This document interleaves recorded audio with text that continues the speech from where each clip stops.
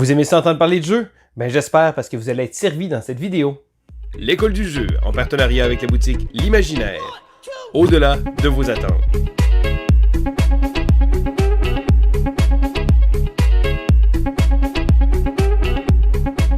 Bonjour, bienvenue à l'école du jeu. Mon nom est Sylvain et on se retrouve pour une vidéo throwback du mois de juillet 2019. Alors, juillet 2019, qu'est-ce que tu fais là, Sylvain? On est en 2020 et oui, eh bien, c'est le but du segment throwback. Je retourne un an en arrière et je regarde mes acquisitions. Donc, un peu comme JP le fait avec ses What's in the Box, donc ses réceptions qu'il vient de recevoir immédiatement, qui vous donne son avis directement quand il vient de les avoir. Bien, moi, je prends un peu plus de recul puis je vous donne mon avis réel après un an dans ma collection. Donc, des fois, il y a des jeux qui ne sont plus dans ma collection, des fois, il y en a qui sont même pas encore joués, mais ça permet de pouvoir faire un retour parce que oui, on aime ça la nouveauté, on aime ça sortir un paquet de nouveautés. Il y en a beaucoup qui sortent tous les jours, mais par exemple, c'est le fun de pouvoir voir lesquels qui vont franchir l'étape du temps. Donc, je vais commencer immédiatement avec ma petite liste. Je vais commencer avec les jeux qui ne sont plus dans ma collection parce que contrairement à beaucoup de gens, moi, j'avoue que j'aime ça. Je vais vendre souvent des jeux. Pas parce que les jeux sont mauvais, parce que sinon je les aurais probablement pas acquis, mais souvent c'est pour faire une rotation, parce que je veux pas avoir beaucoup de jeux, c'est le fun, mais c'est le fun de pouvoir enrouler beaucoup. Donc moi j'aime ça, pouvoir les essayer, les jouer un peu, et après ça passer à un prochain. Donc pas nécessairement parce qu'il est mauvais, mais simplement parce que j'avais l'impression d'avoir fait le tour, ou qu'il y en a d'autres nouveaux qui étaient à l'horizon. Je commence immédiatement avec un jeu que j'avais eu sur Kickstarter. Et oui, Kickstarter, il y en a toujours beaucoup des Kickstarter, des projets qui sortent, il y en a une tonne, mais est-ce que ces jeux-là vont vraiment franchir l'étape du temps, justement? Je commence avec Era of Kingdom. Alors, Era of Kingdom avait plein de choses pour me plaire. C'est un jeu qui utilisait un concept très intéressant. On plaçait des cartes sur un plateau de jeu. Donc, on avait une grille de 3x3 et on plaçait des cartes. Et là, ça servait de ressources. Par exemple, on avait une forêt et on pouvait placer une scierie dessus. Donc, avec notre scierie, on pouvait produire plus de bois. Éventuellement, on pouvait acheter et upgrader encore une fois, avoir une mise à jour d'un bâtiment. Même chose sur une montagne, on pouvait excaver de la roche, on pouvait placer une mine et ensuite. Donc, on y allait comme ça et on pouvait travailler sur notre plateau de jeu de manière à être plus optimal. On avait également des nobles qu'on pouvait recruter, tout ça avec un système de draft. Je dirais que le jeu était très intéressant. Le jeu avait une prémisse très bonne. C'est un jeu qui était amusant, mais qui n'était pas exceptionnel en fin de compte, parce que j'y rejouais, les parties se ressemblaient d'une partie à l'autre. Oui, il y avait quand même de la variété, mais j'ai pas été assez captivé par ce jeu-là. Ça reste un bon petit jeu, c'était très sympathique, je suis content de l'avoir essayé. J'ai bien aimé d'ailleurs le fait de pouvoir avoir notre plateau avec les ressources. On avait l'impression de se retrouver comme dans des jeux où on envoyait des gens à la mine chercher de la roche ou envoyer au bois, à la forêt pour aller chercher du bois, des choses comme ça. Donc j'ai trouvé ça très intéressant, mais malheureusement, c'est resté correct comme jeu, je dirais. Je continue avec Harry Potter Hogwarts Battle Defense Against the Dark Art. Avec un titre long comme ça, j'ai d'ailleurs abrégé un peu ici. Mais qu'est-ce que c'est en fait? Non, ce n'est pas le Hogwarts Battle, le jeu coopératif que beaucoup de gens ont joué. C'était un jeu en duel qui est très ressemblant à Star Realms.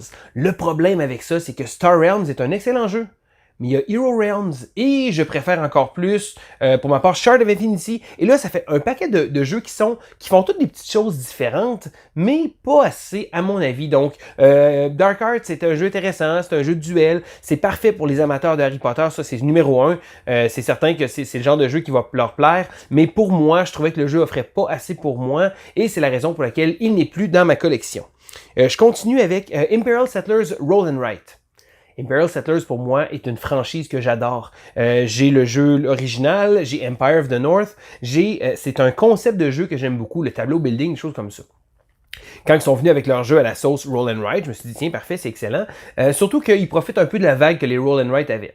Et un peu comme beaucoup d'autres Roll and Write, j'ai joué quelques parties, mais il me manquait de punch un peu. C'est certain, ça reste un Roll and Write. On peut pas réinventer la roue, mais j'ai trouvé que le jeu, malgré le fait qu'il y avait quand même plusieurs bonnes idées, c'est tombé assez fade pour moi. Donc après quelques parties, j'ai fini par mettre ça de côté. Puis que voulez-vous, à un moment donné, on a tellement de jeux, il faut faire des choix. Et c'est la raison pour laquelle il n'est plus dans ma collection. Cependant, il y a une petite chose qui est intéressante, c'est que le jeu offrait un mode en solo de campagne un peu où qu'on pouvait jouer. En fait, il y avait un pad et chacune des feuilles était une espèce de scénario différent avec des bâtiments différents. Je trouvais le concept intéressant, mais pas assez pour me garder là-dessus.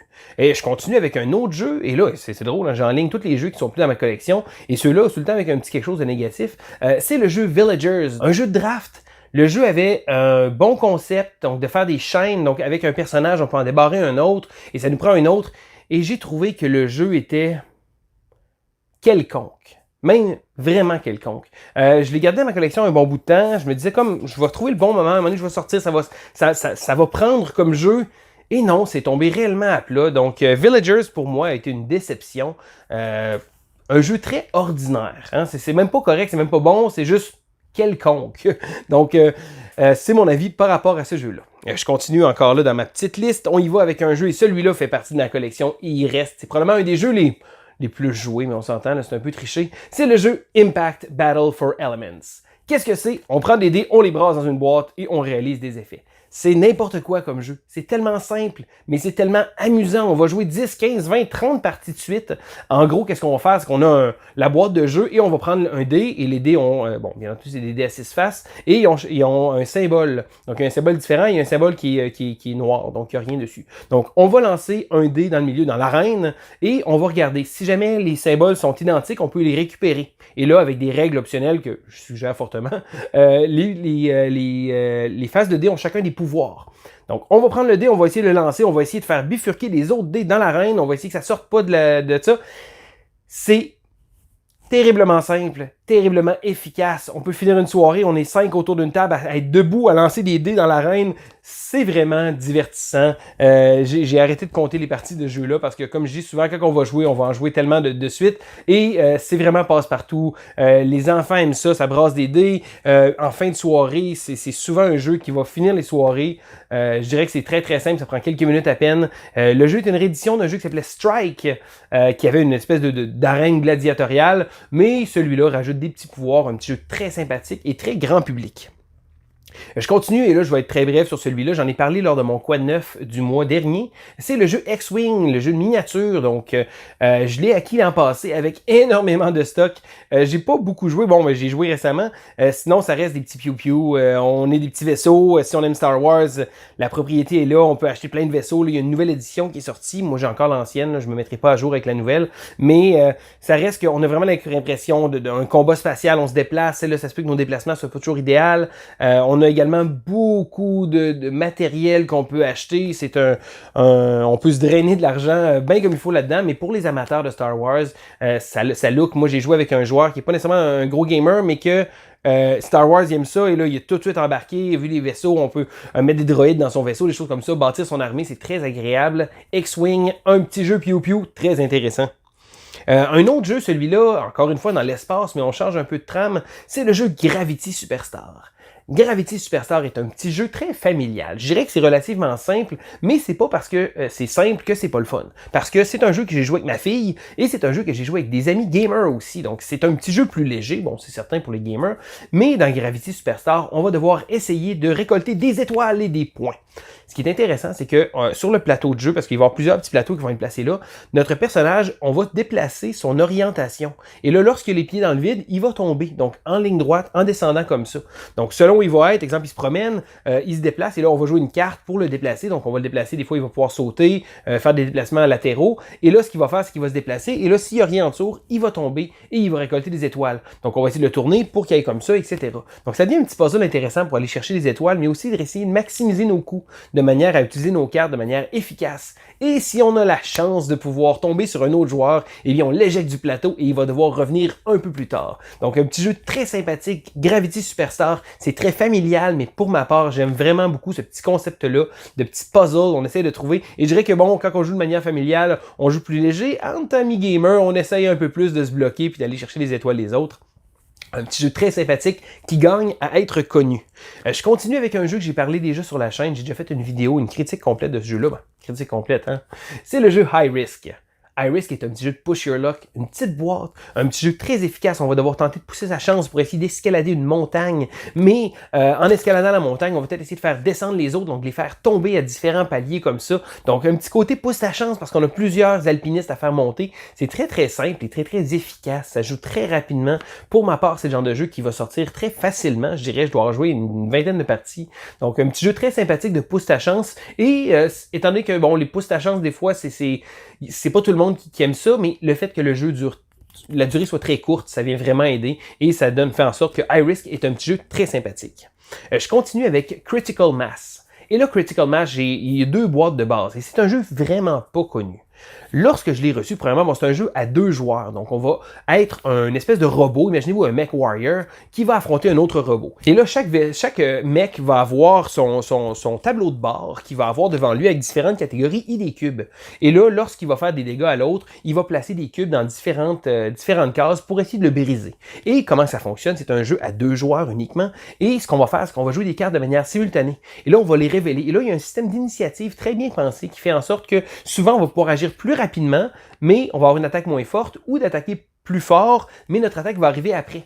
Ce qui est intéressant, c'est qu'on peut réussir à bloquer les attaques de l'autre. Donc, c'est comme une espèce de petit concept de roche, papier, ciseaux, je dirais. Bon, c'est plus complexe que ça, bien entendu. Mais j'ai trouvé ça très intéressant. On va pouvoir essayer de se recharger, des choses comme ça.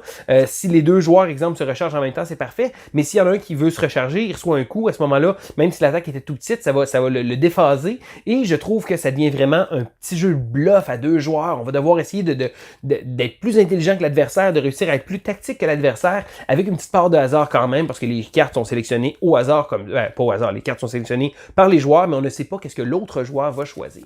Donc, lorsque je l'ai joué, j'ai joué plusieurs parties en l'ayant reçu. Malheureusement, ce jeu-là est tombé un peu dans l'oubli parce que c'est un jeu à 2 joueurs, c'est un jeu qui gagne à être rejoué souvent, et le joueur avec qui je l'avais joué avait aimé ça, mais pas au point de rejouer et de rejouer. Donc, j'ai quand même une deuxième boîte de base avec un autre robot, parce que les robots se jouent de manière différente, et j'ai trouvé que le concept est intéressant parce que c'est une bataille par les cartes. Donc, on n'a pas des dés, on brasse pas des dés comme ça, c'est vraiment moi contre l'autre, à choisir des cartes, à les révéler de manière simultanée. Le jeu a une dynamique très intéressante et c'est un jeu que je pense que je devrais rejouer parce que ça fait longtemps que je n'y ai pas joué, mais il est encore dans ma collection.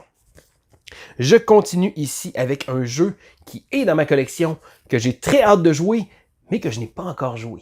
Donc, ça fait déjà 1 an, et ça vient de me faire réaliser que ça fait 1 an que j'ai acheté ce jeu-là et je n'y ai toujours pas joué. Honte à moi, c'est le jeu Shadowrun Sprawl Ops. Premièrement, je suis un fan de l'univers Shadowrun. Shadowrun Crossfire est un jeu, un deck builder que j'adore et l'univers en général m'a toujours plu. Donc j'ai joué aux jeux de rôle étant plus jeune, j'ai joué aux jeux vidéo, des choses comme ça, et c'est un univers que j'adore. Donc quand j'ai vu ça, Sprawl Ops, je me suis dit, parfait, excellent, un jeu dans l'univers de Shadowrun. Le truc, c'est que c'est un jeu qui retire un peu de l'ADN à Lords of Waterdeep, qui est un jeu connu. Donc, on va avoir différents endroits où on va pouvoir aller chercher des ressources, donc des travailleurs, si on veut, qui vont être représentés par des dés ici. Donc, différentes sortes, différentes classes de personnages pour aller compléter des missions. Donc, avec certains personnages, on va pouvoir y aller faire différentes missions. Le but, c'est de ramasser de l'argent. Donc, le jeu retire beaucoup de son ADN de Lord of Waterdeep, mais avec à la sauce Shadowrun. Malheureusement, je ne peux pas vous en parler bien plus, j'ai pas encore joué, mais je me fais un devoir, étant donné que ça fait 1 an qu'il est dans ma collection, je me fais un devoir d'y jouer dans le prochain mois, c'est certain. Un autre jeu que j'ai vraiment aimé, là, et c'est drôle parce que, bon, ici au Québec, les vacances de la construction arrivent la fin juillet, et c'est le jeu Men at Work. Men at Work est un jeu de dextérité, mais vraiment, vraiment funky. Donc, pour ma part, je suis pas toujours un fan de jeux de dextérité, mais c'est des jeux qui vont passer très bien avec tout le monde. Donc, lorsqu'on voit le jeu, écoutez, c'est très, très vendeur. Il y a des poutres, il y a des petits meeples de travailleurs avec des petits casques qui vont transporter des beams de bois, donc des beams, si on veut, des beams de bois. Ensuite, ils vont avoir des briques. Donc, il va falloir essayer de les placer selon certaines configurations et éviter que ça tombe, bien entendu. Donc, un petit jeu très sympathique, un petit jeu de dextérité. Puis je pense que dans les jeux de ce type-là, c'est un de mes favoris. Je l'ai gardé et je l'ai joué avec énormément de gens. C'est vraiment un jeu tape à l'œil. Les gens le voient et comme, hey, c'est quoi ça? Ok, un jeu, c'est bien bizarre. Puis là, ils regardent un peu puis ça les intéresse. Donc, même les gens qui ne sont pas fans de jeux de société vont retourner leur regard. Ils vont même peut-être essayer parce que c'est un jeu très accessible, mais très sympathique quand même. Je continue avec un jeu que j'avais beaucoup d'espoir quand je l'ai acheté l'an passé. C'est le jeu Dino Party. Dino Party est un jeu très très simple, très très familial, et là celui-là c'est vraiment dans la catégorie familiale, je vais jouer avec mes enfants, mais pas vraiment avec des gamers. Là. Donc qu'est-ce qu'on fait dans Dino Party? Eh bien on prend des dinosaures et on va devoir les lancer. Donc on a une espèce de zone centrale, et là on va devoir les lancer là, selon la zone où ils vont arriver. Soit bon, ils vont essayer de se reproduire si jamais il y a plus de dinosaures ensemble pour essayer d'en retirer, sinon ils vont tomber dans le lac et sinon ils vont tomber dans le lac et on va les perdre. J'avais beaucoup d'espoir pour ce jeu-là que mon fils accroche, parce que mon fils pas trop fan de jeu. Et là, je me suis dit, des dinosaures, ça va aller le chercher. Il a joué 2-3 parties, je pense. Ça l'avait pas trop intéressé à ce moment-là. Maintenant, il a vieilli un petit peu. Donc, peut-être bien que ce serait peut-être l'occasion de pouvoir réessayer ce jeu-là avec lui. Dino Party, un petit jeu. Écoutez, moi, mon garçon aime bien les dinosaures. Donc, je me suis dit que j'allais probablement essayer ça. C'est un petit jeu sympathique. Mais bon, il va falloir que je le réessaye, ça a l'air. Je termine maintenant avec un dernier jeu. Celui-là, c'est Pixel Tactique Deluxe. Alors, Pixel Tactique est un jeu à 2 joueurs. Et là, le thème est très, très génial parce que, pour ma part, j'aime beaucoup le style 8 bits, 16 bits, les vieux jeux vidéo. Dans Pixel Tactique, chaque joueur va avoir un deck. Bon, si on joue avec le jeu de base, on va avoir des decks identiques et on va devoir... C'est une espèce de jeu de combat tactique. Donc, les cartes vont pouvoir être jouées pour plusieurs choses. Donc, selon l'endroit où on va placer dans notre grille, parce qu'on a une grille de 3x3, selon l'endroit où on va placer notre carte, elle va avoir une habilité différente. Donc, si la carte est placée en avant, donc au front, elle va avoir une certaine habilité. Au milieu, il va avoir une autre habilité. En bas, il va avoir une autre habilité. Et on peut également la défausser pour une 4e habilité. Donc, des cartes à multi-usage. Et là, c'est un jeu où on va devoir détruire le leader de l'autre équipe. Donc, c'est un jeu uniquement 2 joueurs. On va devoir détruire son leader. Et là, on va pouvoir attaquer avec différentes façons, faire des attaques à distance, des choses comme ça. Donc, c'est vraiment très, très RPG-ish. Parce qu'on retrouve beaucoup de classes dans les Final Fantasy, des choses comme ça. Ils ont même fait une version de Megaman. Pour ma part, j'aime beaucoup Megaman et j'ai trouvé ça très amusant. C'est un jeu, encore une fois, qui demande d'avoir un joueur dédié avec ça. Parce que c'est un jeu qui, à l'origine, on regarde les cartes. Il y a énormément de texte sur les cartes à cause que, bon, il y a plusieurs habilités. Mais c'est très sympathique. Les parties sont le fun. Et je trouve que c'est un jeu qui gagne à être connu. Donc, la compagnie Level 99 fait beaucoup de petits jeux comme ça, très intéressants. Il y avait Millennium Blade qui était sorti, mais Pixel Tactique, je le trouvais très accessible. Et là, il y a énormément de versions qui sont sorties. Et quand j'ai acheté, bon, la version de luxe, c'est à cause que ça venait avec la boîte un peu plus grosse, de manière à pouvoir placer toutes les versions du jeu. Et là, les possibilités sont infinies parce que oui, à l'origine, on a 2 decks identiques, mais si on veut, on peut drafter nos cartes, on peut jouer de manière asymétrique, jouer avec carrément différentes et tout est compatible. Donc, ça devient en sorte que Pixel Tactique, un excellent jeu, mais encore une fois, c'est pas pour tout le monde. Ça demande beaucoup de lecture, il y a beaucoup de choses. Je pense pas que le jeu a été fait en français non plus. Donc, c'est certain qu'il faut être à l'aise avec la lecture de tout ça. Et ça peut paraître intimidant parce que sur une petite carte, il y a beaucoup de texte. Et voilà! Hey, ça fait le tour de ma petite liste. Donc, je vous ai parlé d'une tonne de jeux dans un temps qui doit être relativement pas si pire. J'espère que ça vous a plu parce que moi, pour ma part, j'aime bien ça, revisiter ces jeux-là. Il y en a-tu des jeux là-dedans que je vous ai parlé, que vous avez déjà joué, que vous avez aimé? Ou même que vous aimeriez que je vous en parle un peu plus. Peut-être bien qui sait, ça va peut-être me donner le goût d'y rejouer un peu plus. D'ailleurs, je me fais un devoir de jouer à Shadowrun Sprawl Ops parce que ça a l'air quand même très amusant. Donc, vous avez aimé la vidéo, faites un petit pouce en l'air, ça fait toujours plaisir. Vous avez des idées aussi pour le throwback parce que, bon, le throwback sort, j'aime beaucoup ça, revisiter, mais si jamais vous avez des idées aussi, des choses comme ça, on est toujours à l'écoute. Je trouve ça vraiment le fun de pouvoir discuter avec vous puis de pouvoir toujours faire en sorte que nos concepts réussissent qu'on réussisse à maximiser nos concepts pour que justement vous aimez ça. Parce qu'au final, c'est vous qui nous écoutez et on trouve ça vraiment génial de pouvoir discuter avec vous. Alors c'était Sylvain pour l'École du jeu et on dit à la prochaine!